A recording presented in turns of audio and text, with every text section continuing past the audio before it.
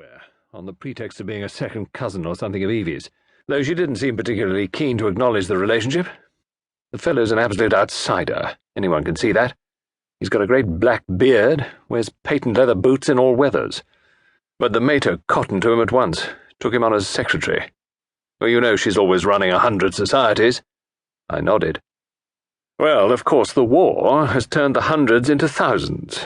No doubt the fellow is very useful to her, but you could have knocked us all down with a feather when 3 months ago she suddenly announced that she and Alfred were engaged. The fellow must be at least 20 years younger than she is. It's simply barefaced fortune-hunting. But there you are. She's her own mistress, and she's married him. It must be a difficult situation for you all. Difficult? It's damnable. Thus it came about that 3 days later I descended from the train at Styles St. Mary, an absurd little station with no apparent reason for existence, perched up in the midst of green fields and country lanes. John Cavendish was waiting on the platform and piloted me out to the car. "Got a drop or two of petrol still, you see," he remarked, "mainly owing to the mater's activities." The village of Styles St. Mary was situated about 2 miles from the little station, and Styles Court lay a mile the other side of it. It was a still, warm day in early July. As one looked out over the flat Essex country lying so green and peaceful under the afternoon sun, it seemed almost impossible to believe that not so very far away a great war was running its appointed course.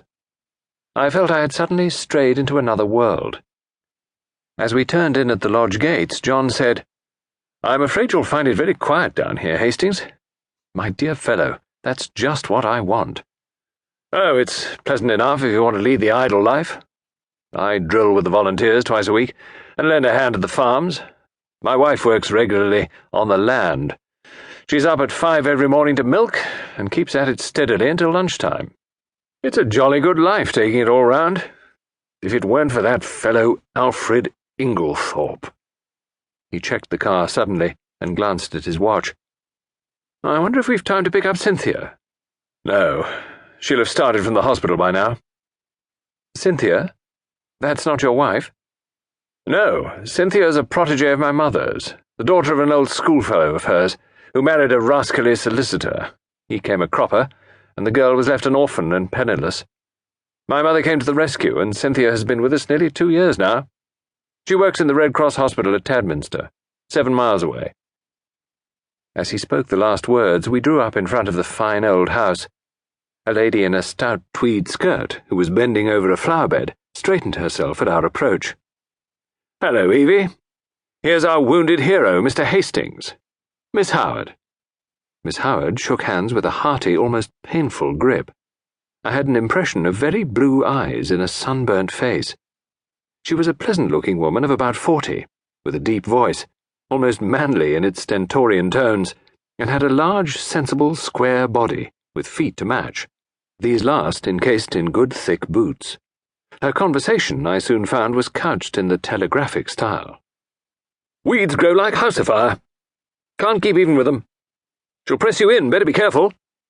"I'm sure I shall be only too delighted to make myself useful," I responded. "Don't say it. Never does. Wish you hadn't later." "You're a cynic, Evie," said John, laughing. "Where's tea today? Inside or out?" "Out. Too fine a day to be cooped up in the house." "Come on, then, you've done enough gardening for today. The labourer is worthy of his hire, you know. Come and be refreshed." "Well," said Miss Howard, drawing off her gardening gloves, "I'm inclined to agree with you." She led the way round the house to where tea was spread under the shade of a large sycamore. A figure rose from one of the basket chairs and came a few steps to meet us. "My wife, Hastings," said John. I shall never forget my first sight of Mary Cavendish. Her tall, slender form, outlined against the bright light, the vivid sense of slumbering fire that seemed to find expression only in those wonderful tawny eyes of hers. Remarkable eyes, different from any other woman's that I have ever known. The intense power of stillness she possessed, which nevertheless conveyed the impression of a wild, untamed spirit in an exquisitely civilized body. All these things are burnt into my memory. I shall never forget them. She greeted me with a few words of pleasant welcome in a low, clear voice, and I sank into a basket chair, feeling distinctly glad that I had accepted